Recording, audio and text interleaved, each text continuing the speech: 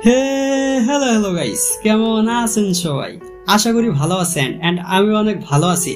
আজকের ড্রামাটি কোম্পানির এক রুট বসকে নিয়ে। তার ভালোবাসার মানুষ তাকে ছেড়ে যাওয়ার পর থেকে মেয়েদের দেখলেই তার অ্যালার্জি হয়। এদিকে গল্পের মেইন লিড ক্যারেক্টার নোয়ান, সে গ্রামের গরিব পরিবারের মেয়ে। তার জন্য তার বয়ফ্রেন্ড তাকে টাকার জন্য ছেড়ে চলে যায়। পরে সে মন খারাপ করে প্রচুর ড্রিঙ্ক করতে থাকে। তখন ভুলবশত গল্পের নায়কটি সেদিক দিয়ে যেতে থাকে। তখন নোয়ান তাকে তার বয়ফ্রেন্ড মনে করে কিস করে দেয়। পরে সে দেখতে পারে নোয়ানকে তার গার্লফ্রেন্ডের মতোই দেখতে।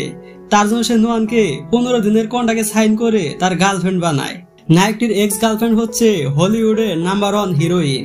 তার জন্য নায়কটি তার এক্স গার্লফ্রেন্ডের সাথে প্রতিশোধ নিতে গ্রামের সহজ সরল মেয়েটিকে দেশের নাম্বার 1 হিরোইন বানাতে চায়, যে কিনা অ্যাক্টিং এর এও জানে না।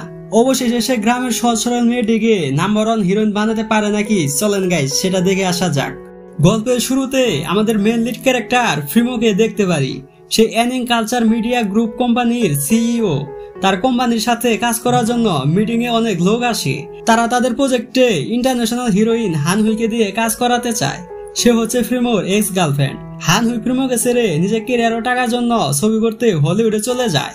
কারণ হানহুই তখন জানতো না যে ফ্রিমো এত বড় লোক। যাই হোক, একটু পরে সেখানে ডাইরেক্টর চ্যাং আসে। সে হচ্ছে ফ্রিমোর মা। সে তখন তাদের সবাইকে প্রজেক্টের ব্যাপারে না করে দেয়। পরে তারা যাওয়ার সময় তাদের সামনে একটি স্ট্রবেরি আসে, মানে একটি মেয়ে আসে, যার নাম হচ্ছে বেম নোয়ান। আমরা তাকে নোয়ান বলেই ডাকবো। ফ্রিমোর মা খেয়াল করে দেখতে পারে তাকে দেখতে কিছুটা হানহুইয়ের মতোই। হানহুইয়ের সাথে ব্রেকআপ হওয়ার পর ফ্রিমো কোনো মেয়ের সাথে রিলেশনে যায়নি। তার জন্য তার মা এ ব্যাপারে টেনশন করতে থাকে।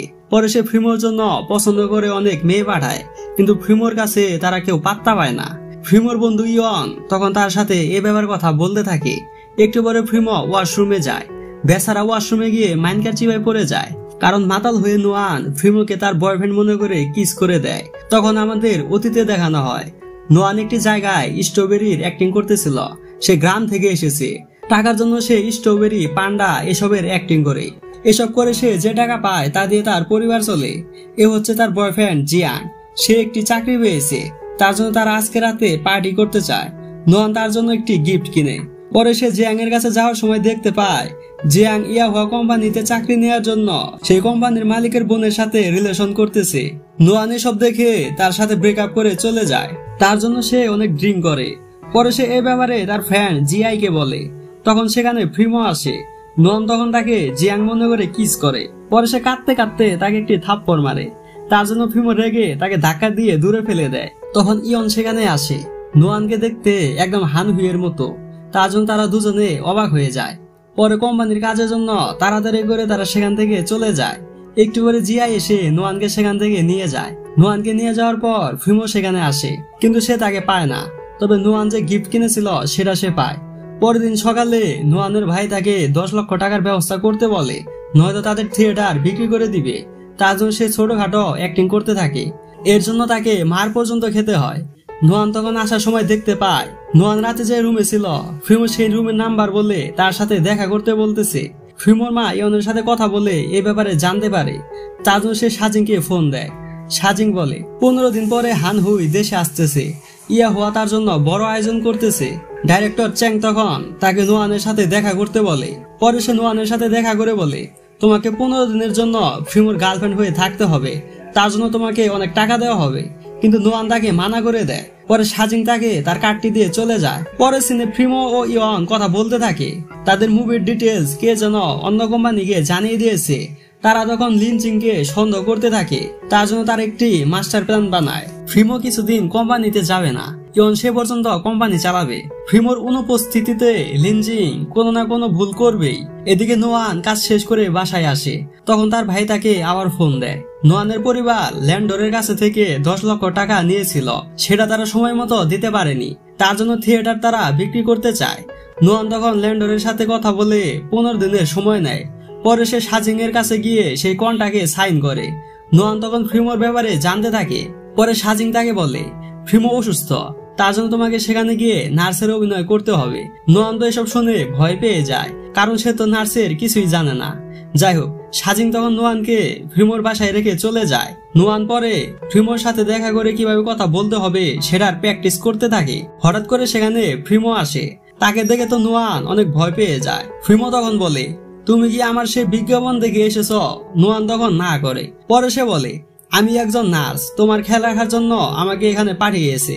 মামা এর চালাক কম না, সে নোয়ানকে পরীক্ষা করার জন্য তার ভিপি চেক করতে বলে, কিন্তু সে পারে না। তার জন্য ফ্রিমো তাকে বাসা থেকে বের করে দেয়। পরে নোয়ান চালাকি করে ভিতরে যাওয়ার জন্য একটি পার্সেলের ভিতরে ঢুকে যায়। তখন পার্সেলটিকে ভিতরে নিয়ে যেতে থাকে। নোয়ান পরে বের হয়ে দেখে তার সামনে পুলিশ। পরে সে তার হাত থেকে বাঁচার জন্য বলে, আমি ফ্রিমোর এক্স ওয়াইফ, সে আমাকে ধোঁকা দিয়েছে। পরে সে পুলিশকে ইমোশনালি ব্ল্যাকমেল করে ফ্রিমোর সাথে দেখা করার জন্য সুযোগ পায়। এদিকে ইয়ন ভিডিও কলে ফ্রিমোর সাথে কথা বলতে থাকে। ইয়ন বলে, আমি শুনলাম আংটি তোর জন্য নার্স পাঠিয়েছে। ফ্রিমো বলে, আমি তাকে তাড়িয়ে দিয়েছি। ইয়ন পরে দেখতে পারে সেই মেয়েটি লুকিয়ে ফ্রিমোর রুমে চলে এসেছে। এটা দেখে ইয়ন কিছুই বুঝতে পারে না। ইয়ন কিছু বোঝার আগে ফ্রিমো কলটি কেটে দেয়। পরে সে নোয়ানকে নিয়ে পুলিশকে বলে, তার সাথে আমার কোনো সম্পর্ক নেই, আপনি তাকে নিয়ে চলে যান। নোয়ান তখন মন খারাপ করে গেটের সামনে দাঁড়িয়ে থাকে। বাইরে প্রচুর বৃষ্টি হতে থাকে। ফ্রিমো এসব দেখে মন খারাপ করতে থাকে। পরে নোয়ান রাস্তার এক পাশ দিয়ে যাওয়ার সময় তার সামনে একটি গাড়ি এসে থামে। সেটা থেকে জিয়াং এসে তাকে বোঝাতে থাকে, এসব আমি আমাদের জন্যই করেছি। তাদের আসলে অনেক বছরের রিলেশন, কিন্তু কথায় আছে না, অভাবে সব নষ্ট। জিয়াং নদীর বাড়ি একটি বাড়ি কিনতে চায়, এটাই তার জীবনের একটি বড় স্বপ্ন, কিন্তু টাকার অভাবে সেটা হয়নি। তার জন্য সে নিজের লাভের জন্য নোয়ানকে ছেড়ে ইয়াহুয়া কোম্পানির মালিক জিয়াং হোর বোন লিঙ্গরের সাথে রিলেশন করতে যায়।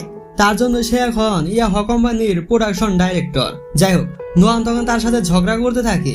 তার জন্য জিয়াং সেখান থেকে চলে যায়। নোয়ান পরে প্রচুর কাঁদতে থাকে। ফ্রিমো এসব দেখে তার সাহায্য করতে যায়, কিন্তু সেখানে সে তাকে পায় না।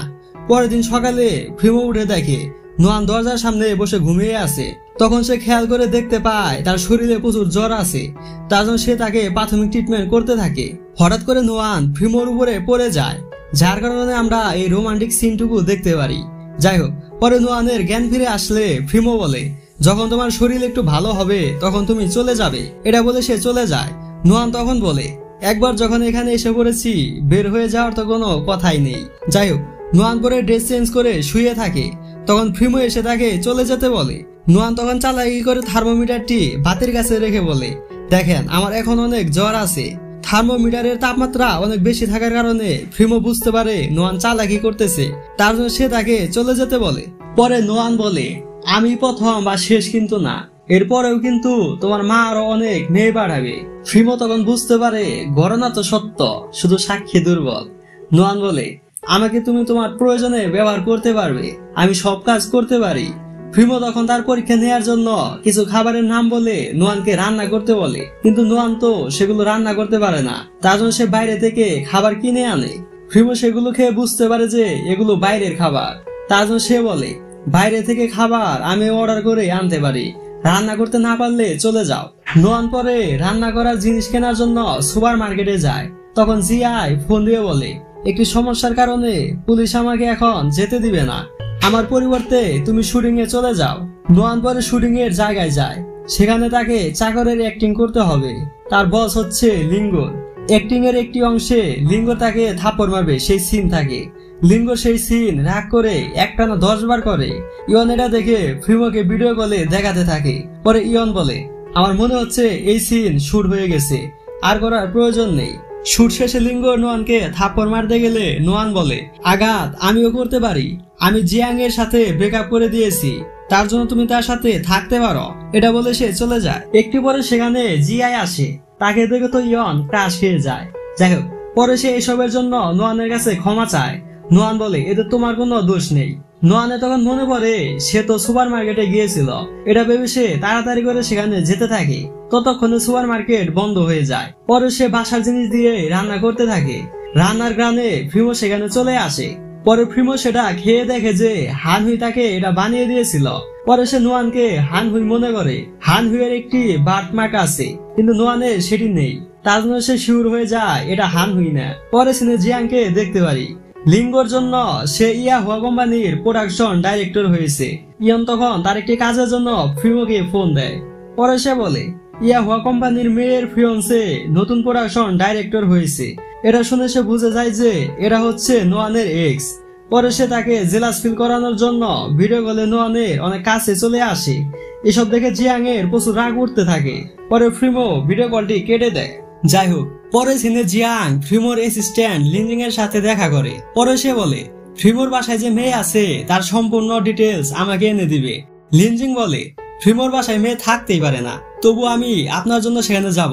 পরে সিনে অফিসে লিনজিং একটি ফাইল নিয়ে আসে যেটার মধ্যে ইমার্জেন্সি ফ্রিমোর সাইন লাগবে। ইয়ন অনেক ব্যস্ত থাকার কারণে লিনজিং কে ফ্রিমোর বাসায় পাঠায়। লিনজিং তখন ফ্রিমোর বাসায় যেতে থাকে। গেটের সামনে সে নোয়ানকে দেখতে পায়। পরে সে নোয়ানকে বলে তুমি এখানে কি করো? নোয়ান বলে আমি মিস্টার ফ্রিমোর পার্সোনাল নার্স। পরে তারা দুজনেই বাসায় যায়। ইয়ন ফ্রিমোকে এসব আগে ফোন দিয়ে বলে দিয়েছিল। তার জন্য ফ্রিমো লিনজিংকে দেখানোর জন্য নোয়ানের অনেক কাছে চলে আসে। এসব দেখে লিনজিং বুঝতে পারে তাদের মাঝে তো কিছু একটা আছে। আসলে তো তাদের মাঝে কিছুই নেই। ফ্রিমোর তো মেয়েতে অ্যালার্জি, তারা তো শুধু তাদের প্ল্যান মোতাবেক কাজ করতেছে। তার জন্য তারা নোয়ানকে ব্যবহার করতেছে। নোয়ানকে কিভাবে ব্যবহার করতেছে, এতে ফ্রিমোর কি লাভ, সেটা আমরা আস্তে আস্তে জানতে পারবো। যাই হোক, পরে লিনজিং এ ব্যাপারে জিয়াংকে বলে দেয়। জিয়াং এর কথা লিঙ্গো লুকে শুনে ফেলে। তার জন্য সে নোয়ানের খোঁজ খবর নেওয়ার জন্য লোক পাঠায়। পরে সিনে নোয়ান ফ্রিমোর জন্য খাবার রান্না করে। ফ্রিমো পরে খাবার কেমন হয়েছে সেটা চেক করে দেখতে থাকে। খাবার খারাপ হওয়ার কারণে ফ্রিমো তাকে আবার রান্না করতে বলে। তার জন্য নোয়ান রান্নার জন্য জিনিস কিনতে মার্কেটে যায়। নোয়ান যাওয়ার পরে ফ্রিমো সেই খাবার খেতে থাকে। আসলে খাবার অনেক ভালো হয়েছে, কিন্তু এটা বললে নোয়ানের ভাব আরো বেড়ে যাবে। তার জন্য সে না করেছে। পরে সে সব খাবার একাই খেয়ে শেষ করে দেয়। নোয়ান এসে জানতে চাইলে সে বলে আমি সেগুলো ডাস্টবিনে ফেলে দিয়েছি। এটা শুনে নোয়ান রাগ করে চলে যায়। ফ্রিমো তখন বেশি খাওয়ার কারণে পেটে ব্যথা পেতে থাকে। যাই হোক, পরের সিনে ফ্রিমোর মা তাকে কল দেয়। তখন নোয়ান কলটি রিসিভ করে। পরে নোয়ান বলে আপনি তার গার্লফ্রেন্ড নাকি? তার মা বলে আমি ফ্রিমোর প্রথম ভালোবাসা। তখন নোয়ান বলে এরকম রাগী বদমেজাজি রোবটের সাথে আপনি কেন রিলেশন করতে গেলেন? ভবিষ্যতে যদি আরো রিলেশন করতে যান তাহলে এই ব্যাপারে ভেবে দেখবেন। তার মা বলে আচ্ছা। এটা বলে সে কল কেটে দেয়। ফ্রিমো সেখানে দাঁড়িয়ে তার সব কথা শুনতেছিল। তার জন্য সে নোয়ানকে আবার সেই কথাগুলো বলতে বলে। নোয়ান বলে তুমি পাগল নাকি? নিজের বেজ্জতি দ্বিতীয়বার কেন করতে চাচ্ছ?